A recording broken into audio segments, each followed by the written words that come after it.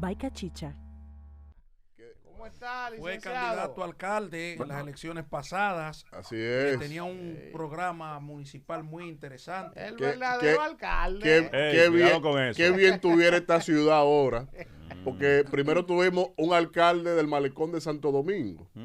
Sí, que solo trabajaba en el malecón y en la zona colonial. Y ahora una alcaldesa de lujo. Y ahora no sabemos quién es el alcalde. ¿Quién es el alcalde? ¿Qué hubo, Carolina? Entonces, señores, no le busquen el lío a Domingo. No, Buenos por eso días, lo digo Domingo, yo. ¿cómo está? Buenos días, Elvi, bueno, y buenos días, este elenco maravilloso, encantado de... Ustedes han ido creando ya una dinámica comunicacional muy interesante. Yo me acuerdo cuando iniciaron ya, sí. ya Cachicha y su mañana se ha convertido en una fuente fundamental de noticias del país, por su estilo sobre todo. Gracias, Domingo. Vamos a iniciar conversando, entre otros temas de política. El PLD ha agotado su congreso, ha elegido nuevos miembros al comité político, al comité central, ahora viene el tema de las secretarías, pero hay un tema que ha comenzado a subyacer, que es el tema de las aspiraciones presidenciales extemporáneas. Algunos compañeros del PLD han establecido, como Amarante, que no le parece que el PLD debe abocarse a agotar una serie de temas previo a comenzar a pensar en eso. Sin embargo, Abel Martínez está como en campaña, Domínguez Brito también. ¿Qué opinión le merece estas aspiraciones o estos aprestos que están haciendo algunos dirigentes del PLD, Domingo? Mira, de hecho, esto es un tema que lo discutimos en el interior del comité político y evidentemente yo soy parte de la comisión del plan estratégico del PLD. Cuando estudiamos los planes estratégicos de los partidos, sabemos que tienen una dimensión institucional, pero tienen una dimensión electoral. Es saber encontrar el equilibrio y un poco cómo en la agenda, en el tiempo, cómo privilegiar una cosa y otra, pero no se pueden excluir. Y un poco el comité político lo que hizo fue pautar, de modo que las acciones de los compañeros que puedan tener aspiraciones presidenciales se privilegien en esta etapa la organización, los compromisos institucionales, y que un poco la mirada de estos proyectos se dirija más hacia la sociedad, hacia ese contacto con actores. El PLD es un partido de poder y el PLD tiene también un reto que tendrá que escoger un candidato presidencial, porque de alguna manera el PRM tiene eso resuelto, tendrá y la otra fuerza importante, que la fuerza del pueblo, también tiene resuelto su candidato presidencial. No así el PLD. Entonces, después de salir de una situación como la del PLD, yo considero valioso que los candidatos, que los que tengan proyectos presidenciales vayan poniéndose en contacto con la sociedad, vayan generando ese diálogo, asumiéndolo, porque ello también va a servir para alimentar el plan estratégico del PLD, esa conexión en ese nivel de lo que la sociedad espera, reclama, de esa posibilidad de que el PLD retorne al poder. De modo que lo que tenemos es que saber cómo llevar ese doble reto, esa doble agenda.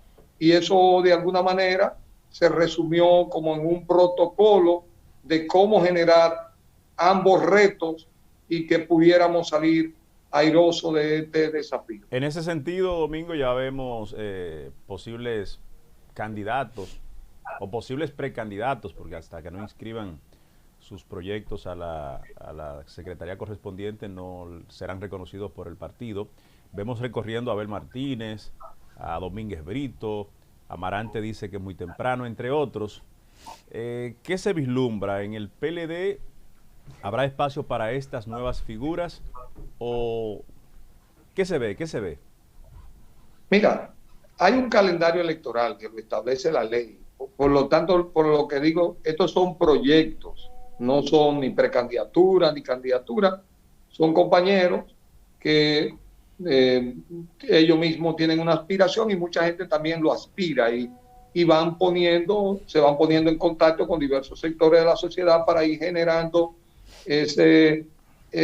ese contacto, esa aproximación y después ese empoderamiento que se debe traducir en los estudios de mercado que se vayan haciendo a lo largo del tiempo. Pero yo creo que en este momento, igual que Carlos Amarante, que todo, la tarea principal del partido es la tarea organizativa, porque nosotros tenemos que fortalecer la institución ahora. En paralelo, ellos irán enriqueciendo ese recorrido, irán colocándose con diversos sectores y el proceso, ya cuando llegue el momento de formalizar estos proyectos y se puedan convertir en un calendario electoral, en precandidatura, pues ya también veremos un calendario también de la base institucional del partido, respaldando las aspiraciones de los que así se inscriban, y ya tocará en el momento seleccionar el que conecte más con la población dominicana, el que pueda desempeñar el rol de devolver el PLD al poder. Y yo creo que en eso estamos abiertos. Cuando tú estés en la oposición, tienes que entender que todas las contradicciones que pueden haber entre los compañeros son secundarias, porque el PLD primero tiene que cohesionarse a sí mismo, fortalecer su institucionalidad y volver a hacer lo que el PLD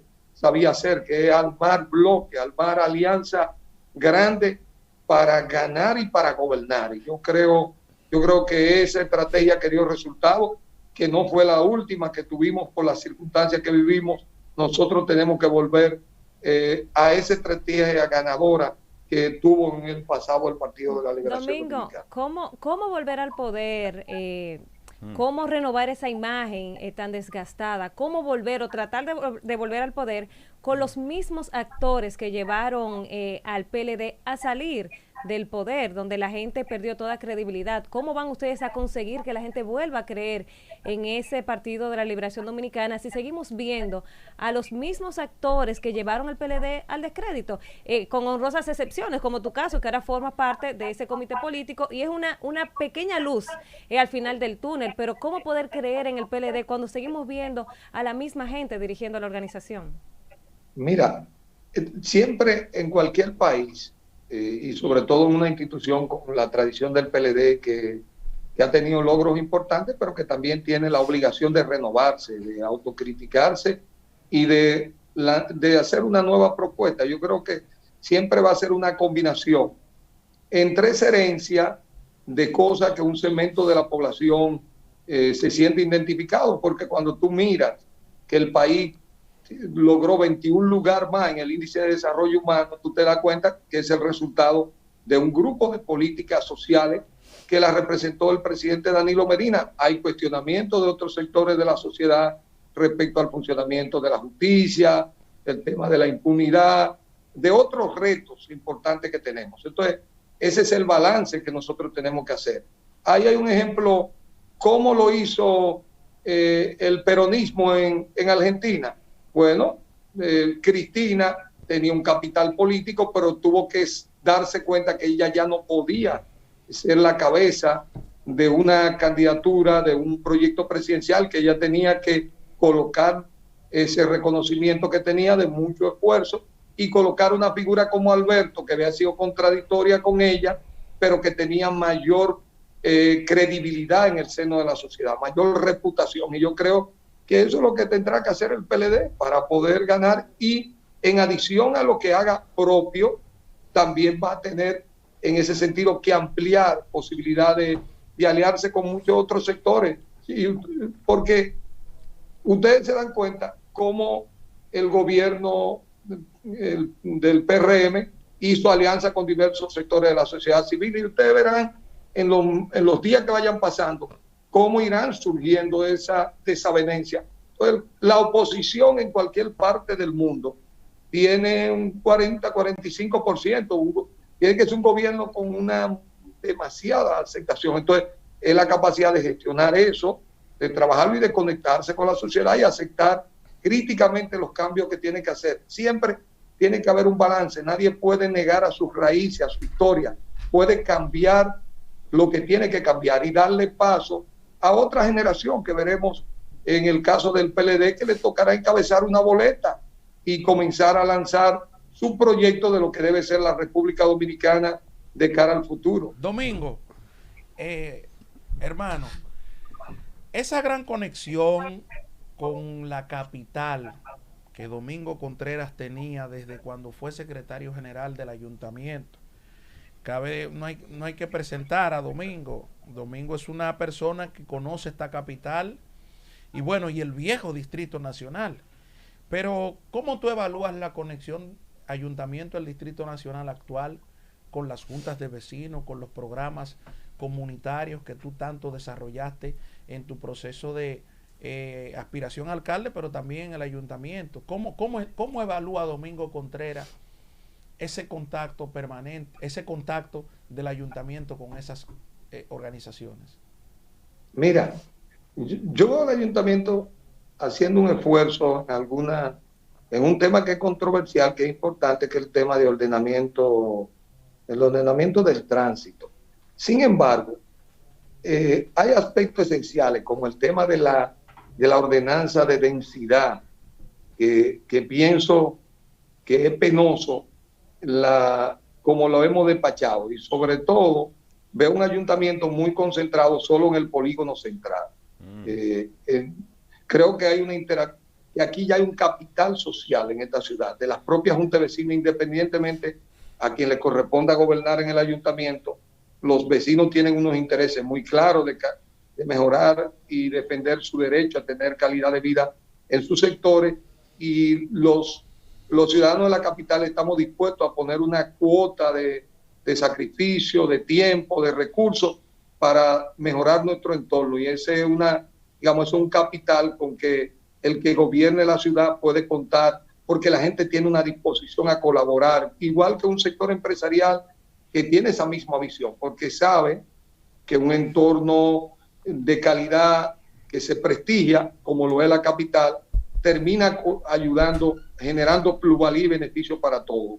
El sector inmobiliario de la capital y las empresas que han trabajado aquí han visto multiplicar su ganancia por mucho en estos últimos años. Ahora, la ganancia ciudadana de tener aceras de calidad, que lo vimos ahora de cara al COVID, como mucha gente que no pudo ir al gimnasio y que tenía que quedarse en el entorno de su casa, tenía que tirarse a la calle porque las aceras no eran apropiadas, pero no es en Gualey, no es en La Sursa, no es en el 24 de abril, no es en los sectores, en Serrayé, en Piantini, en Naco, es decir, es en los sectores que mayor desarrollo inmobiliario han tenido en la ciudad. Yo creo que, aunque todo no es rescatable, sigo insistiendo, porque lo que apreciamos de muchas de las ciudades del mundo es la posibilidad de caminar, de ver restaurantes en las aceras, de ver que la familia y las personas pueden aprovechar ese espacio, de que está bien arborizado un lugar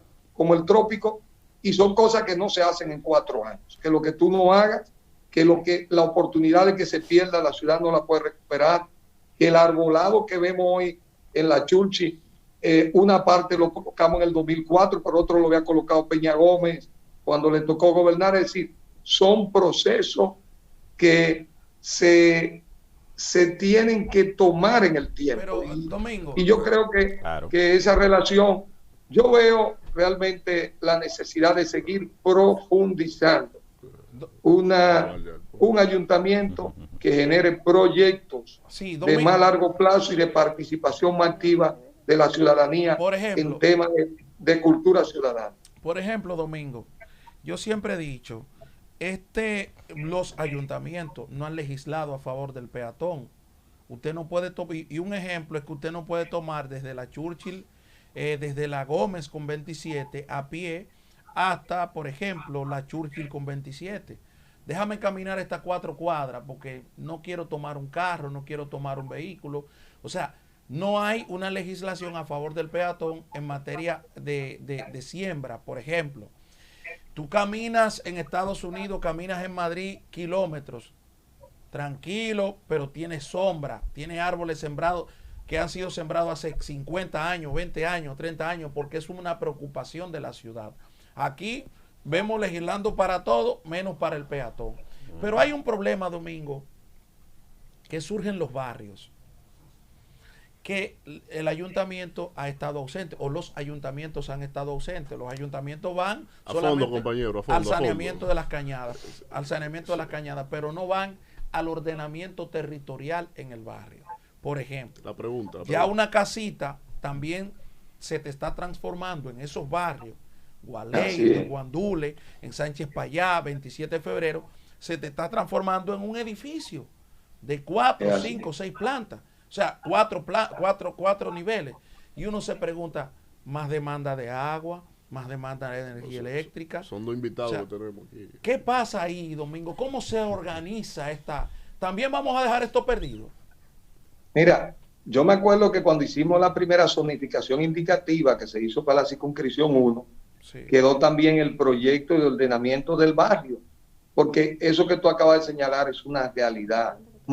A veces hay muchos de esos proyectos que se construyen sin permiso, que terminan comenzando los promotores y después el ayuntamiento le pone una multa y de alguna manera termina legalizando esos procesos. Yo creo que ese sería un proyecto importante, el terminar ese ordenamiento que se inició hace muchos años. Ya esto tiene más de 15 años que se comenzó a trabajar, pero a ese proyecto hay que dedicarle el tiempo porque son la realidad de la expansión urbana, porque y lo digo, el ayuntamiento tiene que crear un fondo que permita que el ayuntamiento también pueda adquirir algunos predios en algunos de estos lugares para desarrollar pequeños parques bolsillo, porque no disponemos de las áreas verdes y de los espacios públicos en muchos de estos lugares, pero este fondo, este desarrollo inmobiliario de la ciudad debe dejar también la posibilidad de que hayan espacios públicos adquiridos de la forma práctica que el momento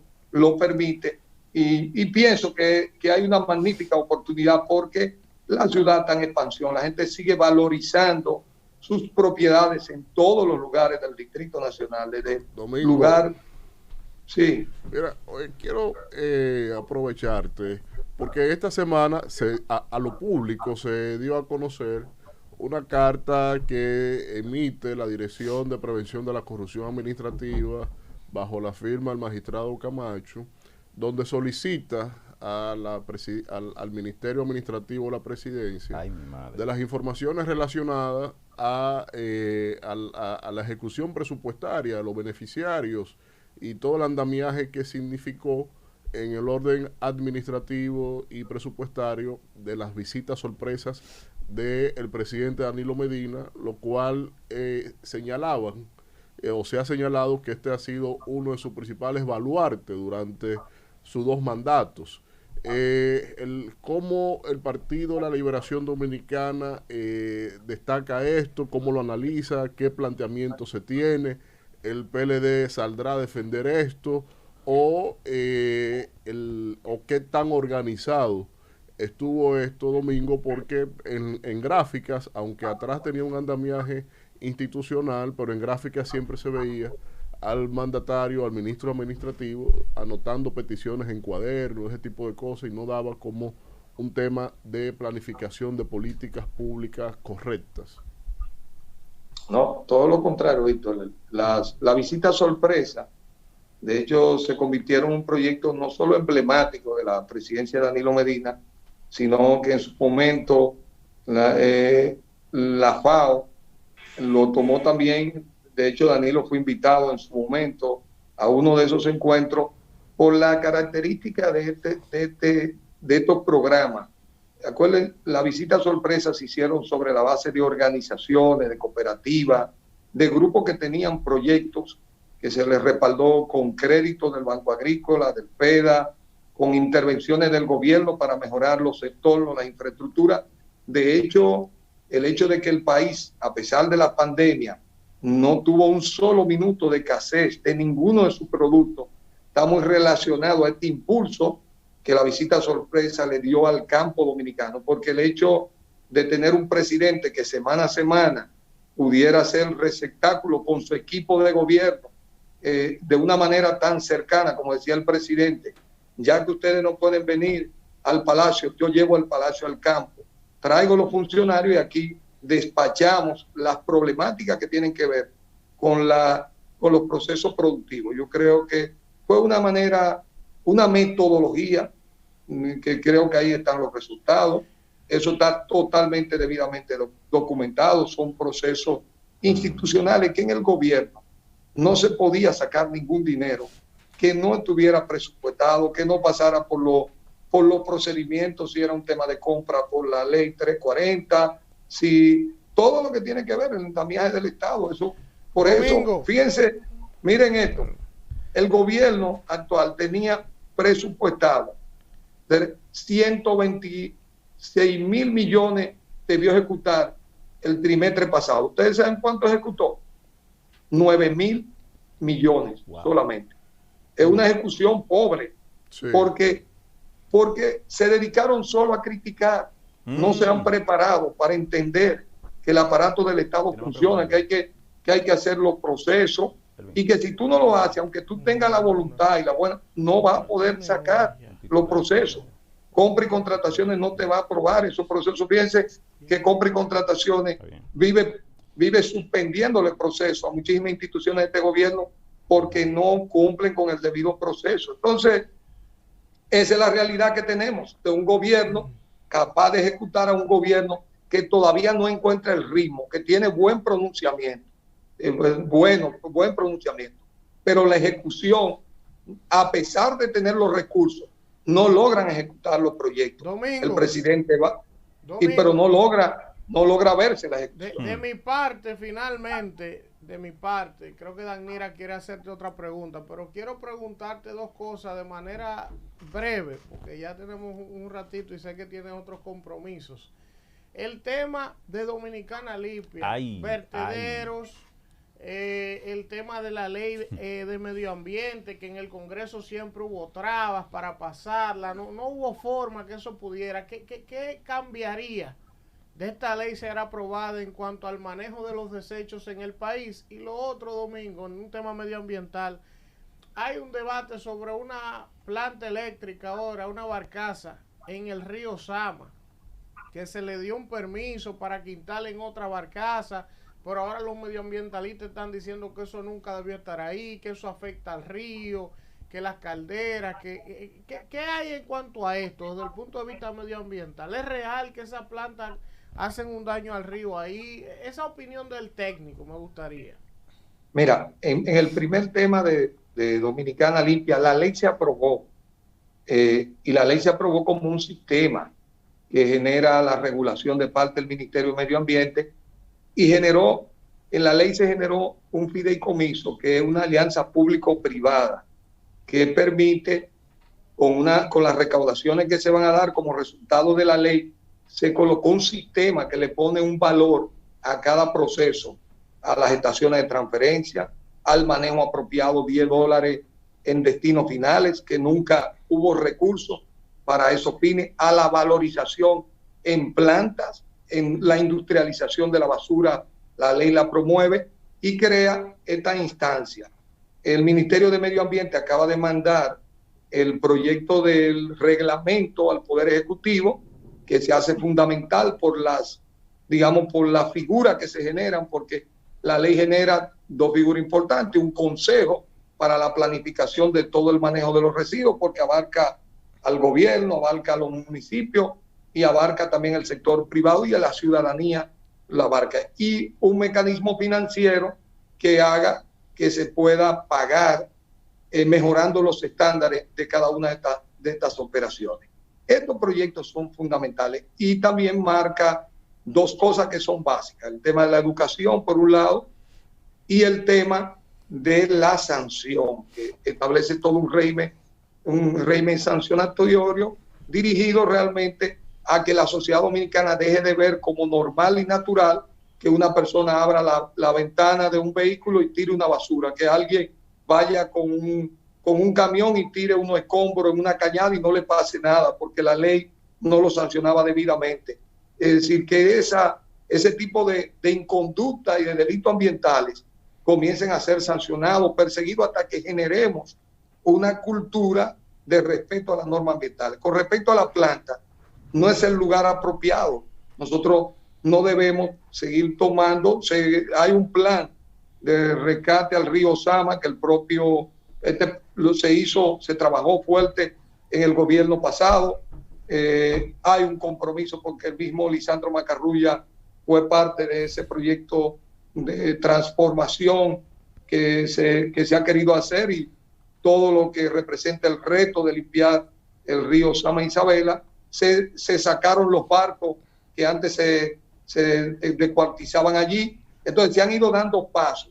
La planta de tratamiento que se ha construido. Entonces no es el momento de traer otra fuente de contaminación al río Sama. Al contrario, nosotros deberíamos tener un calendario para que la planta que estaba ahí, con lo que ya se había construido de Punta Catalina y otros esfuerzos, esa planta dejara de estar ahí y liberar el río Sama, no de cargar con una nueva planta lo que ya debió ir en una ruta de ir limpiando lo que tenía que ver con este tema. Domingo, brevemente, y ya para cerrar la entrevista, me gustaría tu opinión acerca del tema que se está debatiendo en los medios sobre el par vial de la Churchill y la Lincoln. Tú como experto municipalista que conoces bien la ciudad de Santo Domingo, me gustaría, y el distrito, me gustaría escuchar tu opinión al respecto de este debate.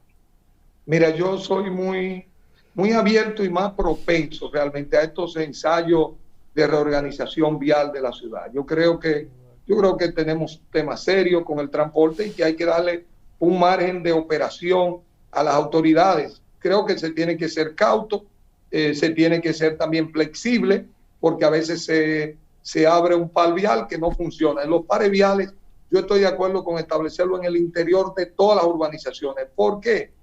Porque generan un tema que evita roces ciudadanos, generan convivencia ciudadana. Aquí no hay parqueos, puede tener un parqueo de un lado y hace que el tránsito fluya. Sabemos que la mejoría del tránsito son medidas más profundas. Aquí, por ejemplo, ayer mismo uno lo vivía entre medio de dos camiones a las 9:30 de la mañana en la 27, que casi los dos te quieren volver un santo. Y entonces se requiere que de una parte el transporte de carga se vaya a horario nocturno, que el transporte escolar se haga transporte colectivo. Entonces, pero estas medidas de reorganización del tránsito hay que dar la oportunidad a las autoridades que sean flexibles.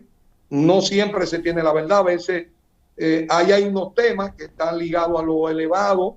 Estaba viendo las respuestas, no son satisfactorias, pero yo creo que las autoridades tienen que buscar medidas para mejorar la circulación vial y hacer más viable y más amigable el tránsito en la ciudad. Bueno, gracias a Domingo Contreras por esta interesante conversación. Siempre es grato, licenciado, conversar con usted sobre otros temas. Felicitar ese elenco y, bueno, agradecerle que uno pueda llevar su opinión y sus ideas a todos los amigos que siguen este maravilloso programa. Bueno, muchísimas gracias. Estuvo con nosotros Domingo Contreras, quien es miembro del comité.